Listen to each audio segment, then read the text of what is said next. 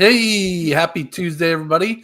Hope you are doing well. We've got 4 of us on tonight. Mr. Jeff is in your upper top left corner. Mr. Mike is right above me, and Mr. Dwayne to the left of me. How is everybody doing tonight? Great.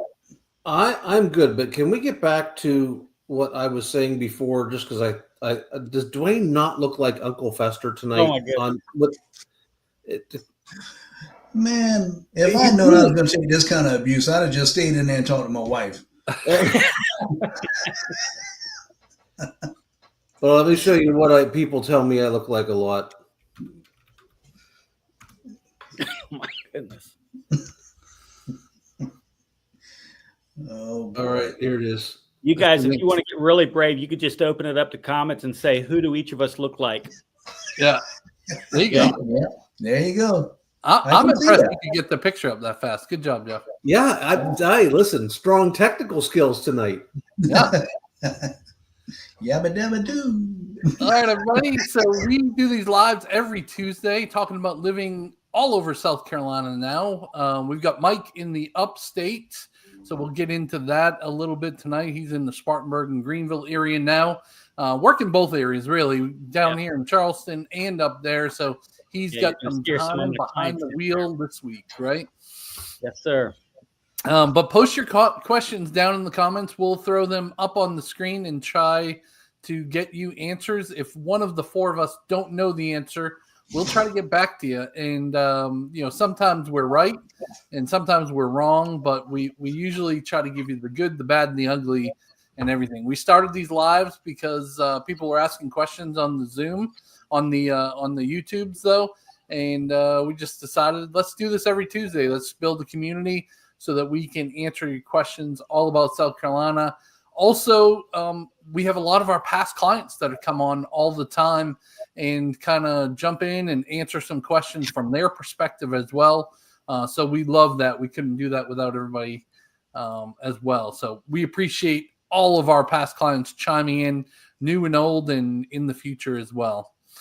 Jeff, you have some games. Do you want to start with those games tonight? Sure. I every week you embarrass me with your game that I do horribly at. So if you guys get your answer pads ready, the game tonight is for the 5 big 55 pluses that have big amenity centers. So Horizons, Crestwind, both Del Webb's, the one in Nexon and Cane Bay, and Four Seasons. There's Mark's seat. Yes, I should give Mark 1 just for being so fast on it. All right, Mark gets did I get it? All right. Good. All right, so here's the question.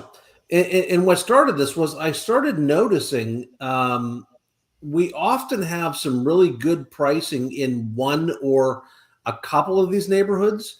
And I noticed some inventory backing up in a few of these and some pretty good deals on resales and new construction. So I went through.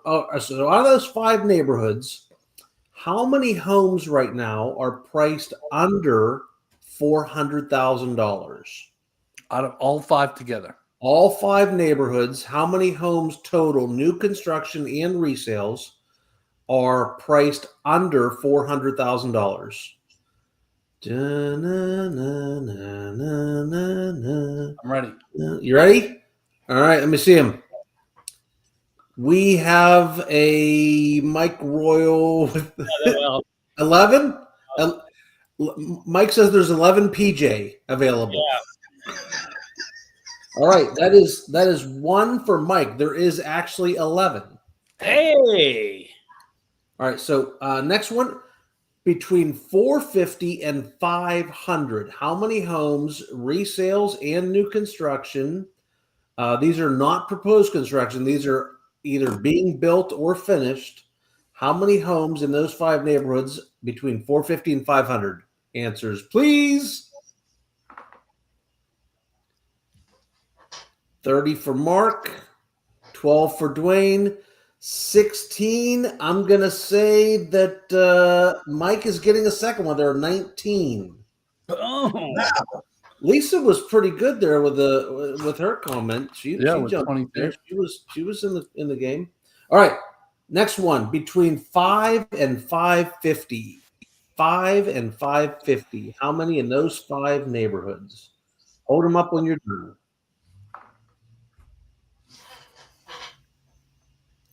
All right, Dwayne's on the board. We had 10 of those. Ooh. 2 more to go, and then 2 bonus rounds. 550 to 600. How Ken- many Ken said homes? 25. 550 and 600. And we're going to wait for the audience to play a couple. Or so the audience question also: how many between 550 and 600 in those 5 neighborhoods? Mike, what you got? 12, 25, 12, and all right. So Ken has 9. Lisa has 30, and all right. Well, we've got a tie. Dwayne and Mike both nailed it at 12. Way to go, Dwayne. So we got 3 on for Mike and 2 for Dwayne. All right, last one. How many over $600,000 in those 5 neighborhoods right now, today, as we speak? 7, 8, 7. Irene has 10.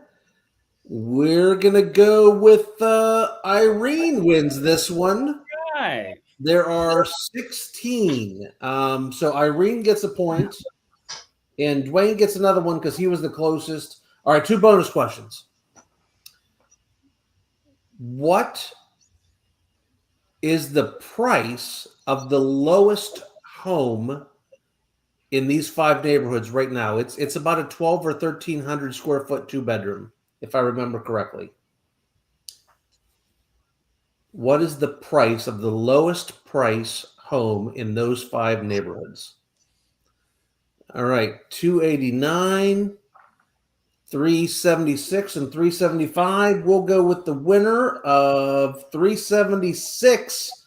Look at because Lisa. 430. Look at Lisa's 377. She was on it. Wow. You guys were playing Price is Right rules there. Like you guys were just bidding over each other by $1,000. All right, so Mark won that one. And all right, last one. The lowest price.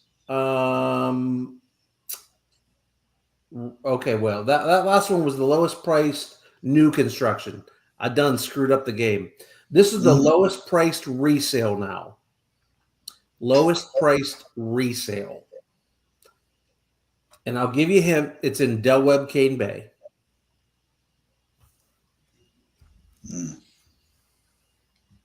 All right, Mark, what you got? 375, 353, and 364. And the answer is going to go to Dwayne with the win for the night. It is 349, 500. Irene, you were close. Dwayne was a little closer. And Dwayne turned into a seal when he won. So this just proves right here that you really want Mike and Dwayne taking you out to see houses and not me. Yeah. Right? This is why I'm on the Zoom calls, and Yes. these 2 guys are taking you out because they know the market almost or better, as you can see, than I do. Not even close. You only had one right. Yeah, that's what I'm saying. Yeah.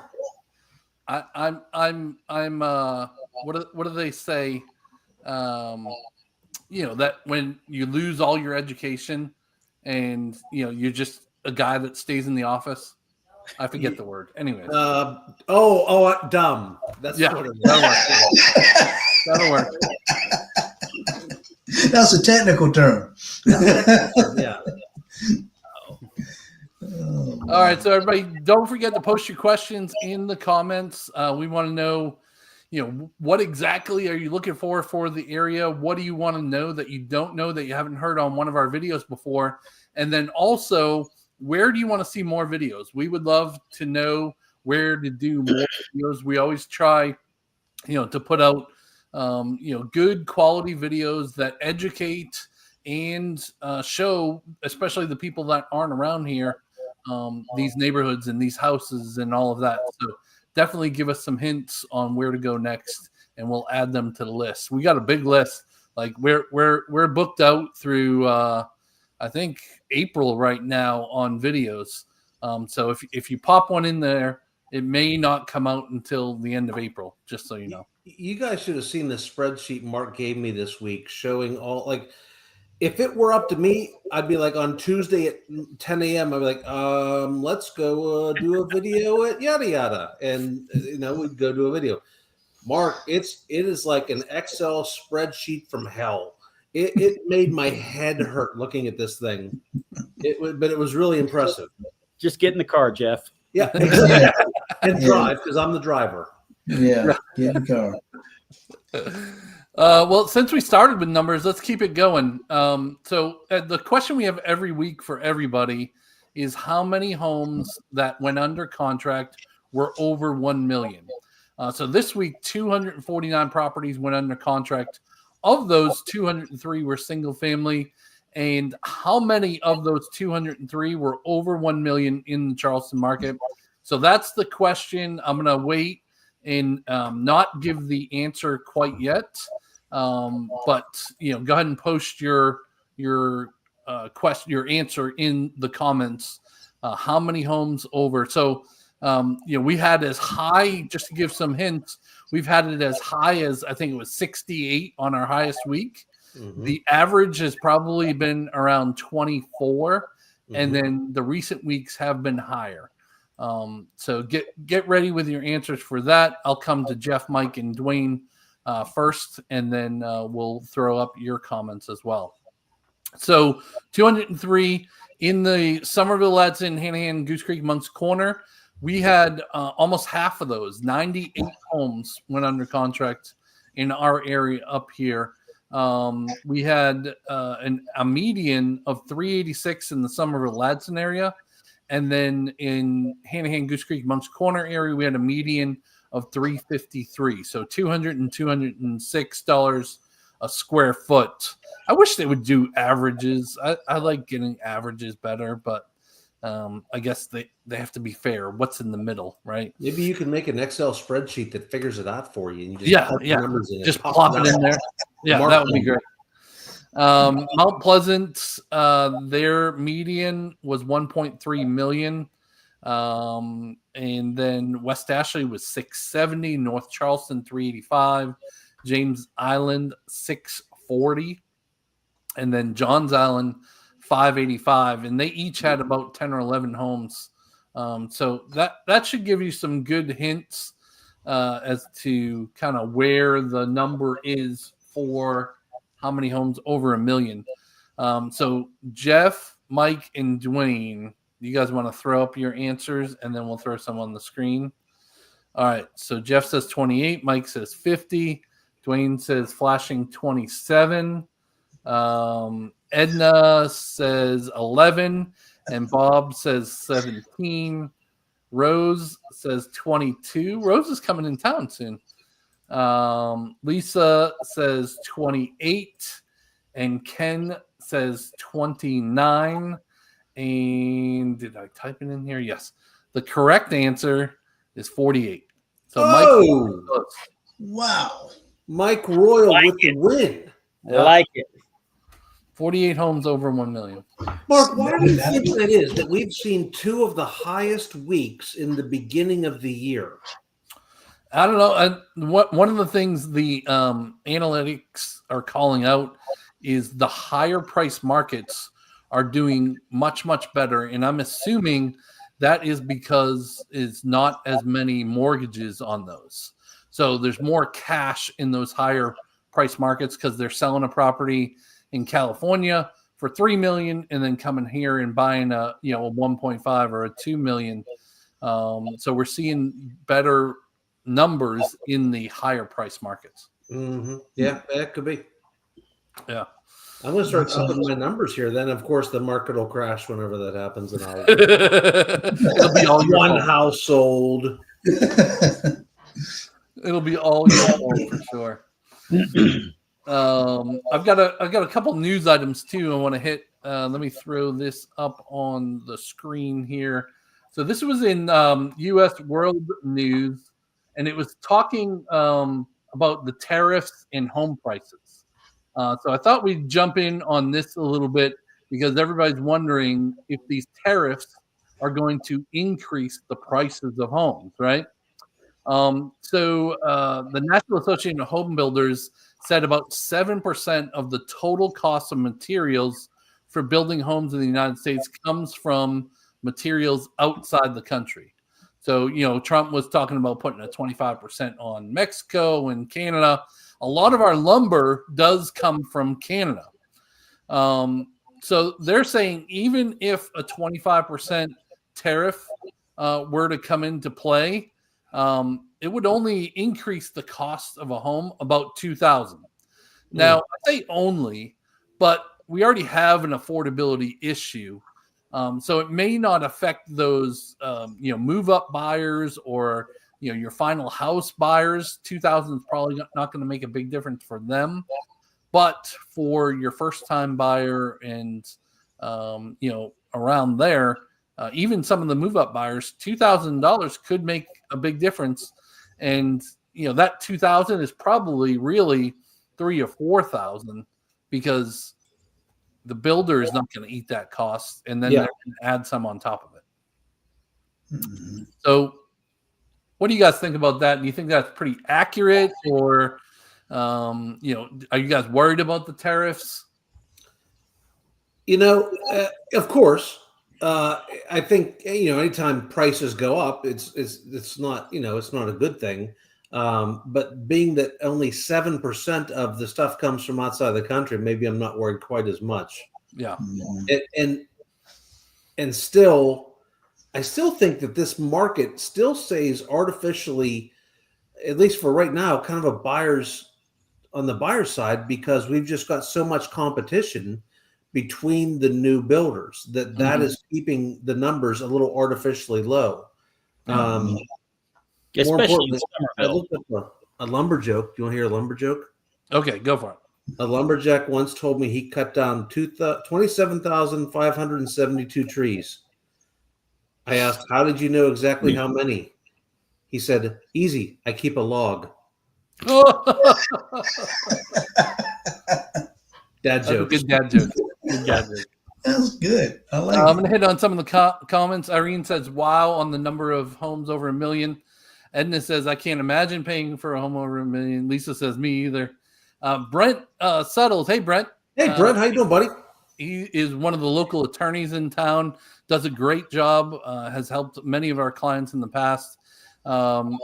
This is some good insight right here. There's an influx of cash, but it's also interesting how long the sellers have held their properties and the equity they have had with which to negotiate. So and Brent's smart. Brent, I wasn't in his class, but he was teaching a class down at Charleston Trident Association of Realtors. I think last week I saw a picture. He was doing a class down there. It's Realtor Con Ed time. So us realtors have to re-up and get we have like 16 hours of Con Ed every 2 years, and mine and Andrea's are due the end of June. So I was actually getting on to redo my Con Ed today. I'm not waiting until the last minute like I've done many, many, many times in the past. Yeah, mine too. I'll probably see you in some of those classes because I got to get mine as well.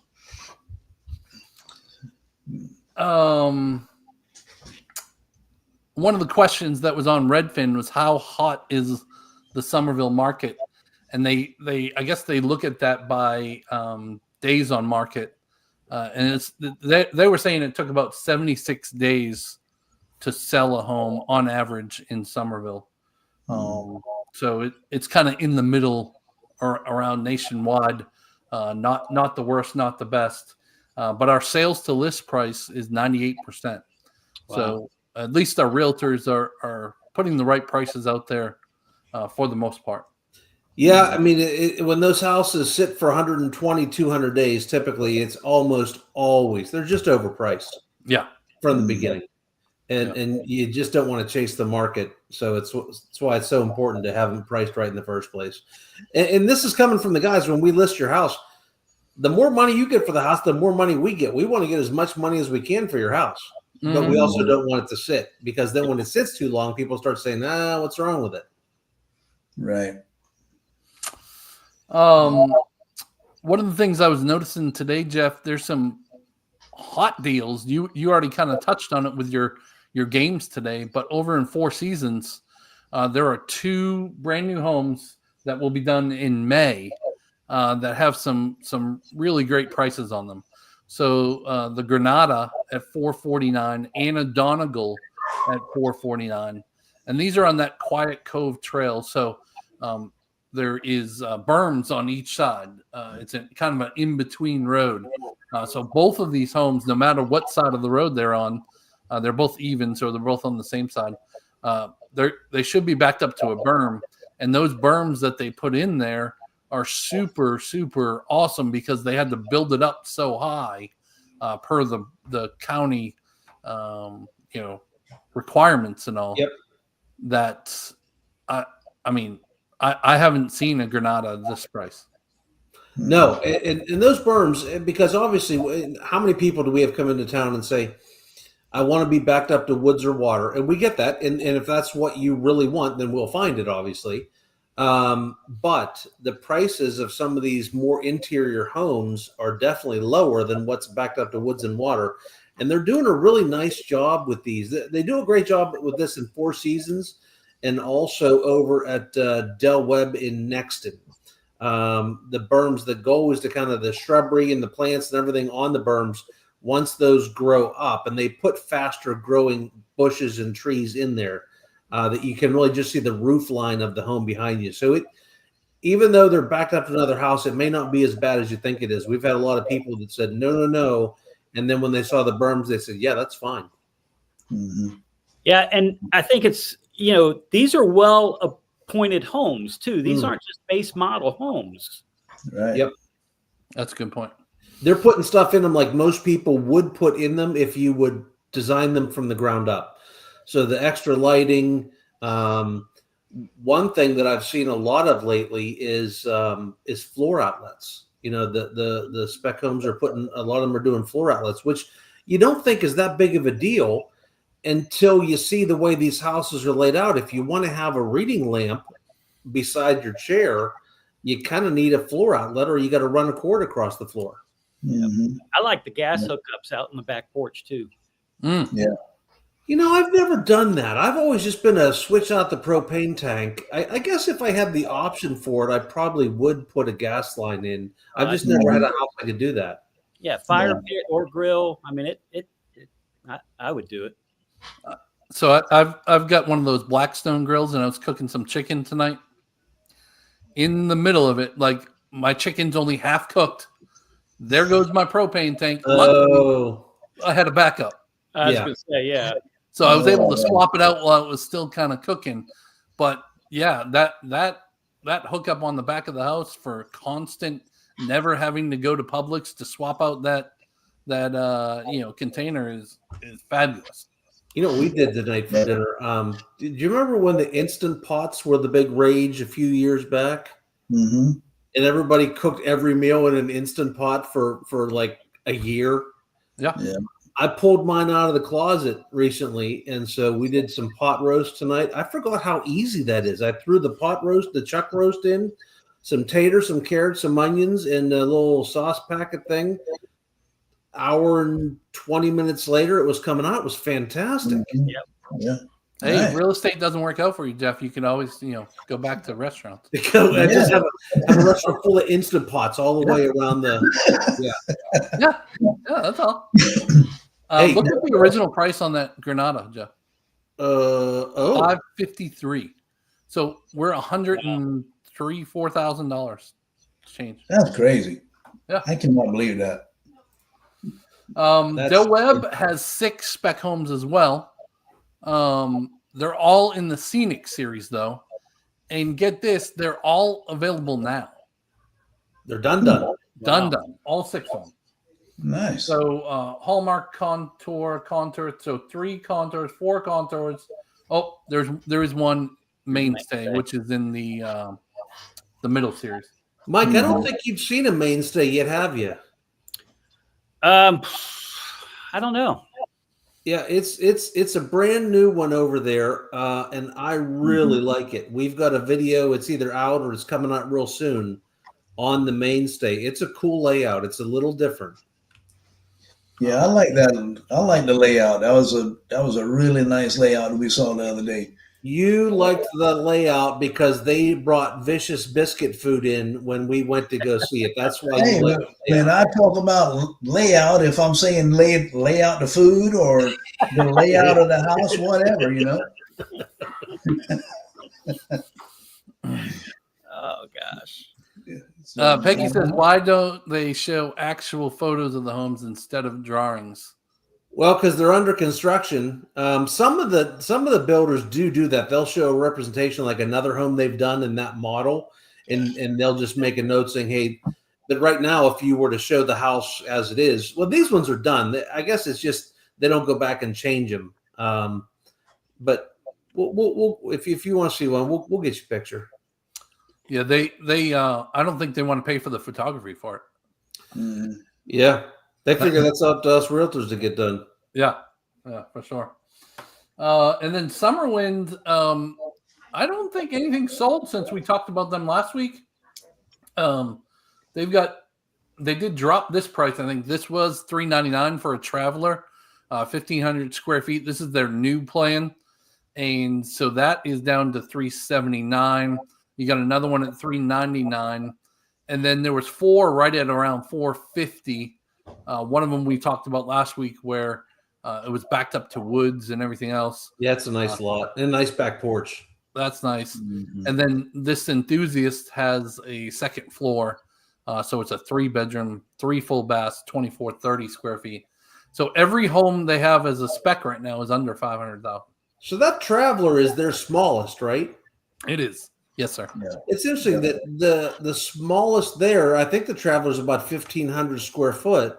Yep. And, the smallest over in Del Webb that we have or some of them are, high 1,200, 1,300 square foot.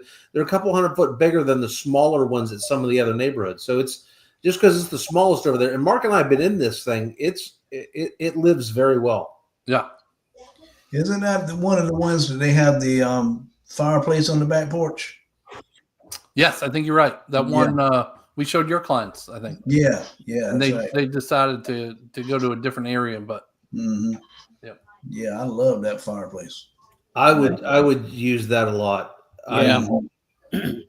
I'm kind of sad that I'm ending fireplace season here at my house inside. Last night was probably the last night for the year. I'm guessing that we get to use the fireplace.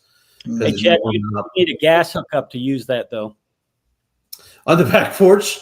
Yes. Yeah. Yes, I would. I'll just change out the propane tank, smarty pants. I got this. and then over at Horizons, they only have 2 of the smaller homes, the Cottage Series homes, available.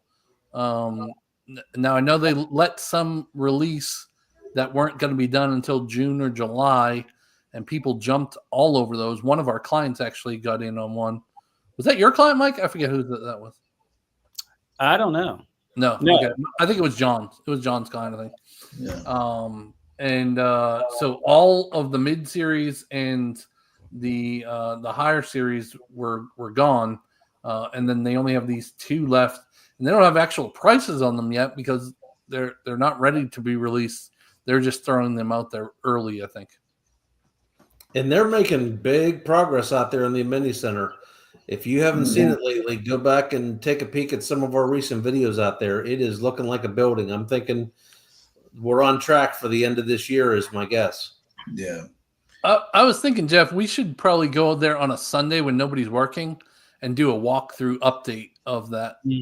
But don't tell Lennar that. Should we be saying that on YouTube and then posting it for everybody to see? That's the kind of thing we text each other, Mark. Say that on YouTube. Well, nobody from them watches. Only Brent watches that's around. So. Hey, Mark. Yeah. Their district manager has commented before on the channel. But that was once. That was One time. It'll be fine. It'll be fine. Oh, boy. I actually pulled up North Myrtle Beach too. There's a Del Webb up there, and we've got a video on our other channel, Live in Carolina, for that. But they had 19 properties there. It's pretty new still. what I think it was 2 years total it's been open. So they have quite a ways to go. Their amenities are already built. They have one resale, and then all these other ones are specs because they're put up by Pulte. So if Myrtle Beach is an area, we do cover that area as well. If that's something you're looking into. And two cool things about that neighborhood is number one is you can golf or you can take your cart to a golf course. Yes. And you can also get to a beach by your golf cart. So if that's important to you, that's amazing. Yeah, that's how close it is. It's probably a 15-minute golf cart ride to the beach. And it's all legal, right, Jeff? Legal. Yeah. It's there's a ton of roads, that are 35 miles an hour or less. And so Myrtle Beach as a city is a much more golf cartable than Charleston and Somerville. Now, Somerville has some very golf cartable neighborhoods like Nexton and Cane Bay that you can still get to lots of stuff. But I think it'd be pretty cool to be able to take your golf cart to the beach. Yeah. So, Mike, you were up in Spartanburg today, right? And yes, sir. You went to one of the neighborhoods and got some video for us. I think it's called Briarwood. Briarwood Reserve. Yeah, so we got a video coming on the Living Carolina channel about that soon. But give us a little sneak peek on that. What did you think of the neighborhood? How was the houses that you walked through and things like that today? Yeah, no, it was a Pulte home. They've got 2 models out there. I think it's the Mitchell, and I don't remember the other one, but the Mitchell was really nice. It's a big 5-bedroom home. They've got a downstairs guest bedroom, but the bathroom is right off of it, so it's not a master down, but it makes a great guest suite downstairs type thing, and then the 4 bedrooms upstairs with a loft out there on the landing pad kind of a thing. Really, really nice neighborhood. And I mean, their most expensive home there is just under 5, I think. No, just under 4. Nice. Yeah. Very nice. It's really, really cool. Mm-hmm. So was that Greenville or Spartanburg? That's Spartanburg. East side of Spartanburg How is far really are those two apart? to me, it's kind of like Somerville to Charleston, Okay. Yeah. Mhm. So, I went there and then I drove over to Greer, which is halfway between Spartanburg and Greenville today. Saw some Toll Brother neighborhoods over there. Really, really nice. I tell you, the funnest thing I did today is I went out and I showed, and I promise none of you guys did this today. I showed 38 acres of land that was available for just under $550,000. Sweet. Yeah, man, it's land. So it's really nice too. It's good hunting land. Look at Dwayne. He's like, oh, there's a bunch of animals I know can it. kill on that. Yeah, you dang right. I'm all over that. I'm coming to see you, Mike. Come on. Yeah. Now, there's a lot of builders around, and I'm sure there's some that Mike can scrounge up there in that area too. That, when you buy the land, they have multiple homes that you could put on your own property. So we've got Eastwood Homes is doing that here in the Charleston They do it here as well. And they're doing it there too. Okay. So all of the Eastwood models, which I live in an Eastwood home, so I'm obviously a fan of them. You could buy a piece of property like that and put a home on it. And when we met with Eastwood, and he's been on the channel here before, I was really impressed with the end result of the pricing. Mm-hmm. They build it at a cost plus model, not a different version. So it's just like if the house cost them $400,000 to build, they charge $480,000. Well, I'm making up numbers, but it was comparable to what you would pay in some neighborhoods. Mm-hmm. Yeah. Yeah, it was. And I think they had what was like 40, 45 floor plans that you could do on your own. They even had floor plans. Remember, Dwayne? Oh, puppy dog. Yeah, how about that? That's Boaz. Boaz. That's a nice name for him. I like that. They even had duplexes and quadplexes I think they could build. So if you were an investor and you had a piece of property, you wanted to put a quad on it or something, they could do that. Right. Yeah. Yeah. Wow. So Mike did a video with me that just released today on our Live in Carolina channel. So what's so great about the Upstate is the name of it. If you want to check it out, Mike went over his top 5 reasons besides his family and grandchildren of why he's moving back there, of course, because that's really his top 2 reasons. That's right. But I thought it was a great video, Mike. We went through kind of all the good and the fun things to do up in the Upstate. So thanks for doing that with me. Yeah, it was my pleasure. We spent some time in Greenville, just a couple weekends when we used to have a lake house over at Lake Greenwood, and we'd cruise over to Greenville every now and then. And what a great town. I walked a whole lot more than I thought I was going to walk. That downtown area's got a lot of steps down to that water and back and forth and up and down. I felt like a mountain climber. Yeah, and hills. We talked about that in the video. Hills. Oh, yeah. Oh, did you? Yeah. Yeah. But amazing restaurants right around there. It was really nice. Brandon has a question. He says, what builder would you say offers the best value and quality of construction materials? Yeah, go ahead, Jeff. So, Brandon, the quality of construction materials is honestly pretty similar with most of them. So we've got some that will do 2x6 construction versus 2x4, but the vast majority is 2x4. The bigger change that we see is in the quality of the finishes. So in a basic starter home of new construction, maybe in Cane Bay, where the price points are going to be lower, we're just going to see less finishes in the way of the lighting packages, the flooring, the quality of the cabinetry. They're real pretty homes. They just don't look as finished. A great example is out in Cane Bay right now. The Mark, help me, I never remember the name, but the Crescent Home Builders, which is now Dreamfinders. So Dreamfinders is using hardy plank siding, and they're putting the gas lanterns on the front porches. So it's just the higher finishes. Now, the one that I will say, there's two builders in the area that I feel like are really farther ahead than some of the others on the energy efficiency, and that's Beazer and Meritage. Those two are very efficient homes. But then there's other things you could do when you build from the ground up. So, for instance, in Del Webb in Nexton, you can choose to increase the amount of the insulation in the home for an upcharge, and so that'll make it more efficient also. Cool. Aren't there some in Midtown that are somewhat almost semi-custom builders too, Jeff?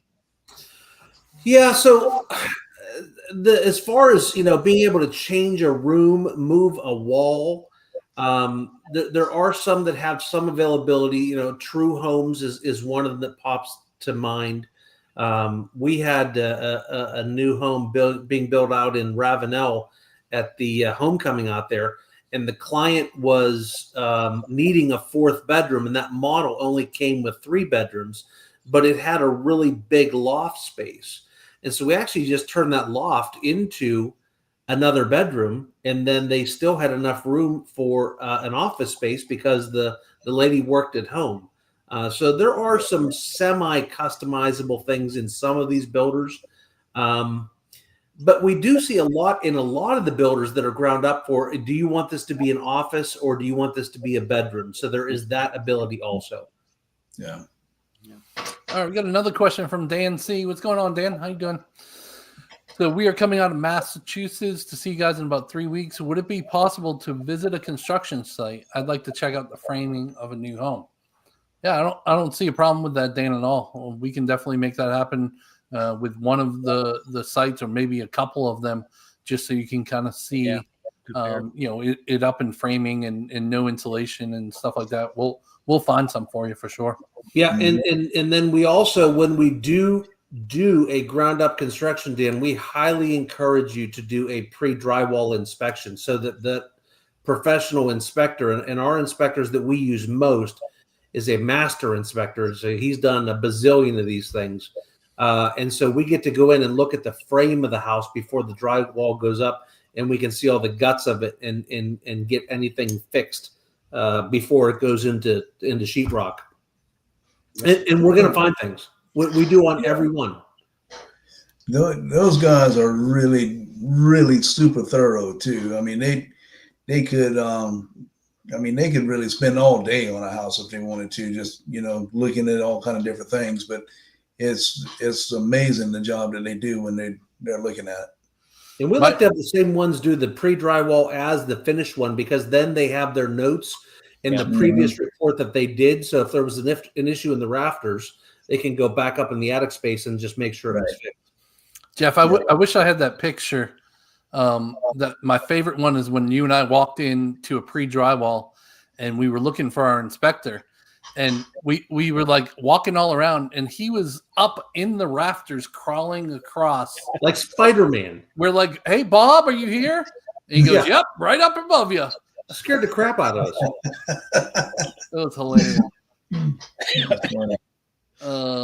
Hey, let me talk about something else with inspections real quick. What some people may not know is, like, on the final inspection, like I am not always a fan of home warranties. I'm more of a self-insure kind of guy. We've got a great company. We've done plenty of home warranties with American Home Shield, but when you get an inspection done from our inspector that we use, and we don't make anything off that. We just know who we like and who we trust. You're welcome to use anybody you want. But he actually has an insurance policy in place that covers some of the mechanicals and the roof leaks and all that kind of stuff for a certain amount of time after. So when he does a home inspection, he's not just doing the home inspection. He's actually putting his money up against it, because he buys an insurance policy and he ensures that what he inspected is correct. And so, if your whatever breaks 4 weeks later, we had one time so far that we've had to use it, but it was covered under that policy. Yeah. I also heard one of the inspectors with our favorite inspector say that sometimes if it's an issue and they miss it, like on an existing house, they miss it, they have to pay for it. Yep. They have to pay for it. So they're looking pretty good. They're going to try to find it. Oh yeah. So Peggy says you should bring Dan over to Summer Inn Crossing. Lisa will give him some cookies. That is one of the first neighborhoods I thought of, because that they like us over there. We know the all the builders over there, so it's definitely one. Yeah, and Lisa makes really good cookies. Yes. Dan said our appointment's 3:17. Okay, good. Yep, I saw it on the calendar. Awesome. We're gonna have fun. Brandon says thank you for the answer on what builder has the best quality.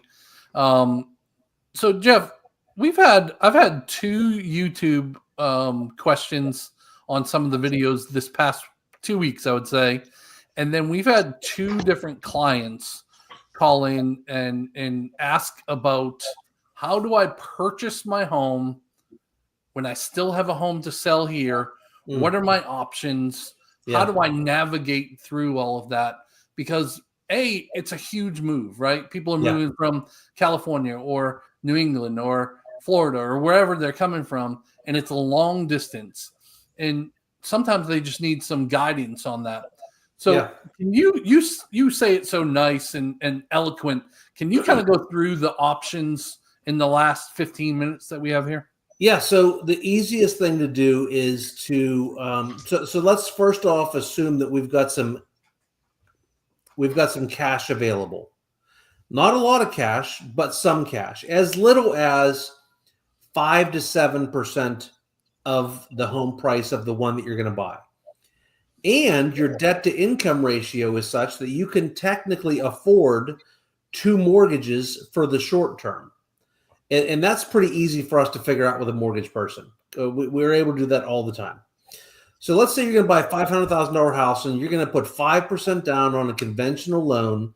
So that's $25,000 plus some closing cost assistance. So let's say you have 30 grand in the bank, you're ready to go, You buy that house, you close on it, you pay your 30 grand, 35,000, whatever it is.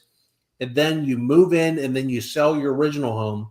And now you're coming in with a big chunk of change from the equity from house number one.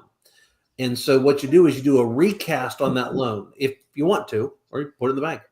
But when you recast that loan, it takes the mortgage payment from this and it puts it down to this, because it makes it look and feel like you had that $80,000, $200,000, whatever it is, on day one when you closed on the house. Now, if you don't have that money sitting around in cash, there's two other viable options that we use on a regular basis.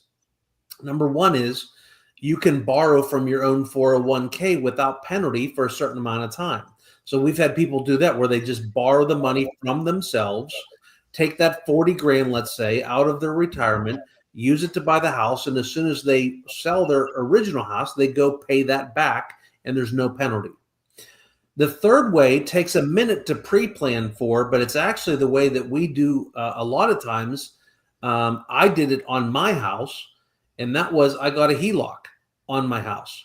And so I got a HELOC on house number one, and I used that equity in that house to pay the down payment for my second house. And then when you sell the first house, that first mortgage and HELOC both get paid off, and you're good to go. Now, one thing you don't want to do is go into the bank, into your local bank or your credit union and start screaming, I'm doing this to go buy a new house. That doesn't really need to be said. Keep that to yourself. But the cost of a HELOC is really low, and it sometimes an appraisal is required. So it could take 3 weeks or a month to get that done. So you may just want to have a conversation with us on if we think we're going to need to do the HELOC to buy it.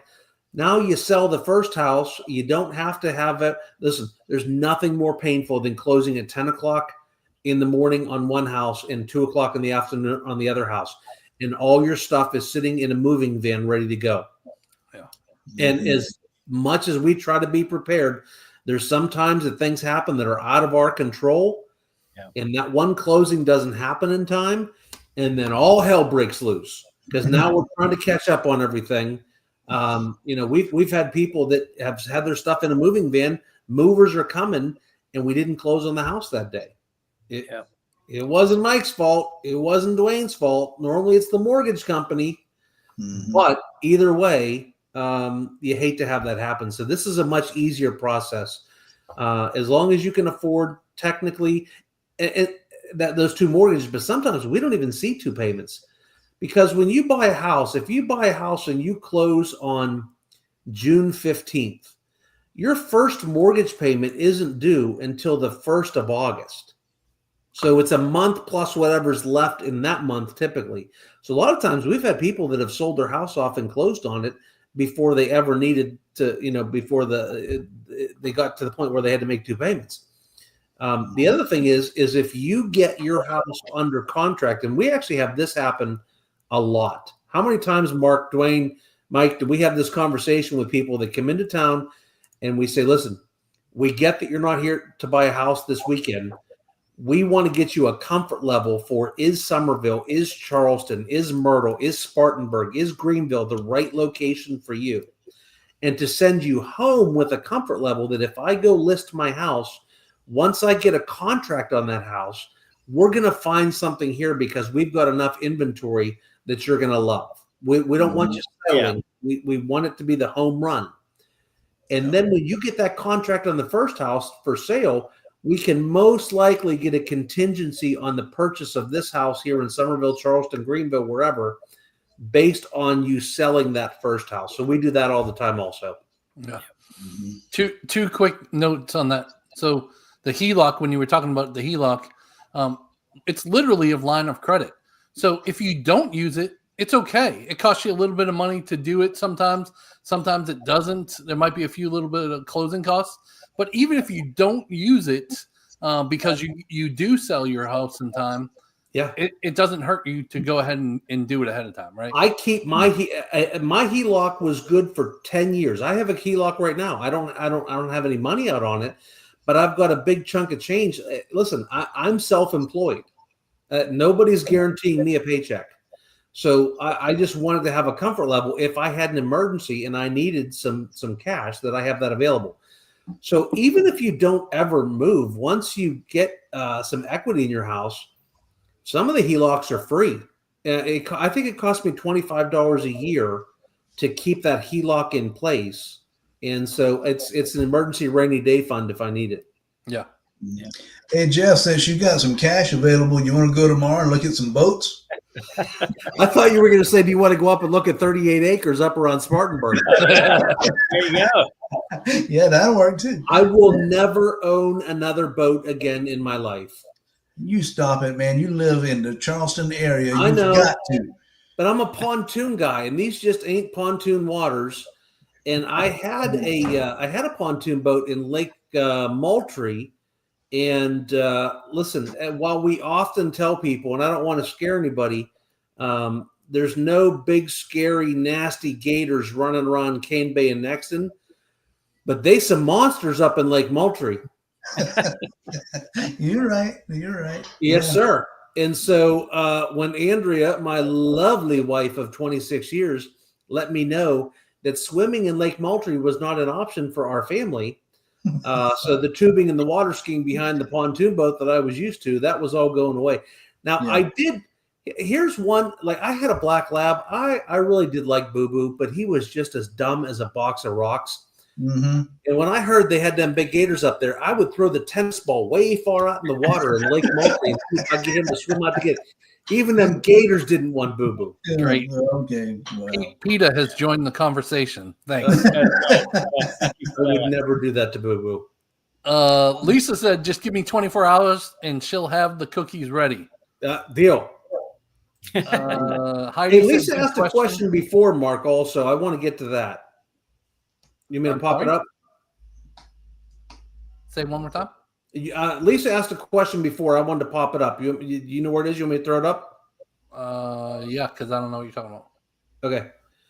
So Lisa asked about this is called a home equity conversion mortgage. If you go back and if anybody wants this video specifically, email me, jeff@charlestonarealiving.com, and I will send you a video with Jerry Garner from Mutual of Omaha Mortgage.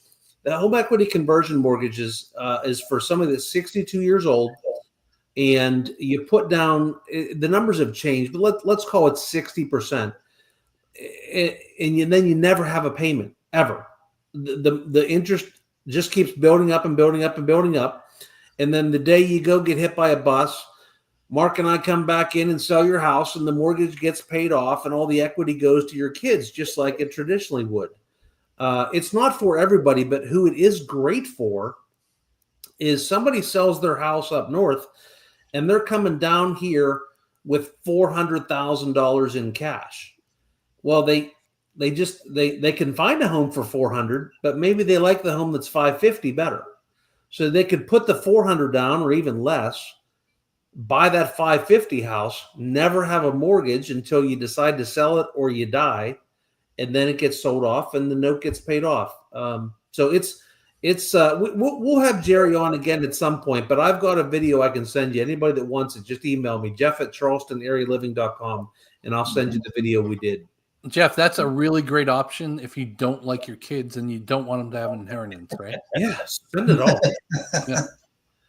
Actually, it's not true, because you're still all the equity is there. If you really don't like your kids, just take lots of cruises. Yes. There you go. Heidi said, good question on the one you explained. Thanks for explaining those options, Jeff. And then Peggy said, yes, great job, Jeff. So you just put it so eloquently. I love when you explain that. Well, hey, listen, I did it with my parents. My parents had the ability to be cash buyers. And instead of tying up all their cash, we did this for them. And they took the excess cash that they were going to use and put it into their investments. You know what I find really weird about this conversation is the fact that at least 2 times now, Eloquent and Jeff has ended up in the same line. That's not normal. Right down, Fester. Just thought I'd throw that out there. Wow. Hey, I want to encourage everybody, go check out that Live in Carolina channel. We've got some great stuff on there. Oh, Lisa, don't you start. Nice. And Mark, don't you be changing my name up there. What are you talking about? Yeah, man, I'm not doing that at all right now. Oh, yeah, I don't see you looking down at your keyboard at all. Yeah. So Mark and I were up at Myrtle Beach yesterday, Garden City, Surfside, Murrells Inlet, the whole area, doing some videos for that other channel, Live in Carolina. And Mark, we found a neighborhood up there that I'm really excited for people to see. We both commented it had a Nexton feel to us. The prices up there are typically less than they are in Somerville by a bit, but a really cool neighborhood that you could also golf cart to the beach. Pulte, Toll Brothers, and Saucy Burbank were the three builders in there. Had a middle school it's not a 55 plus, but they had great ranch models, beautiful homes. And a couple of those model homes had those pools in the back. They were gorgeous. And you can golf cart to dinner, to the Market Common, to the beach. Lots of opportunities for golf carting. Plus, like you said, the amenities are super nice. And right out, you could golf cart to Target if you wanted to. There was a Marshall's there, all kinds of restaurants up front. And a big surprise coming. Yeah, I'm not going to give it away, but there's a store coming up there that a lot of people really love. So when that video makes out, make sure you watch it. There's a little surprise there for you. And it's something we do not have in Somerville. Yeah, we do not have in Somerville. And I from what I've heard, I wish we did. Do I've never been to one of those? Really? Okay. Yeah, never. I can't imagine if a Target opened up near Carnes. My freaking kids love to go to Target. Yeah, man, they love that place. Yeah. They go there all the time. Hey, I did hear, I saw a blueprints that, and most people wouldn't be thrilled about this, but boy, my wife is. And actually, Mark, I think your wife might be too. Our wives share this same philosophy of breakfast sandwiches at McDonald's make them very happy. Yes. Yeah. Andrea loves her a bacon, egg, and cheese biscuit. And there is, so I've seen a recent plan that has a McDonald's coming to Carnes Crossroads also. Nice. Oh, wow. Valerie said, is it a Trader Joe's? Valerie, I cannot say what that answer is. I'm not going to give it away. You're just going to have to watch the video. My guess too. Well, we are right about the end of our hour. Dwayne, did you have a last comment? Yeah, I was just going to ask, did y'all happen to get lunch at Murrells Inlet while you were up there yesterday, or? We went to, we didn't go to Murrells Inlet. Are you talking about like where Dead Dog Saloon is and all those restaurants? Yeah. I'm a big fan of those restaurants there. We went to Dead Dog Saloon recently, the Clem and the Gregg family, but we went to a place that used to be in Somerville, and they closed in Somerville for some reason. It's called Witch Witch. Have you ever heard of Witch Witch? No, I haven't. So it's a sandwich restaurant, and they have, and I remember from going to Somerville how much I loved it. They have this hot pepper relish mix that goes on the sandwich. Okay. And apparently my body doesn't like hot peppers as much as it used to. Because last night I had to put a roll of toilet paper in the freezer.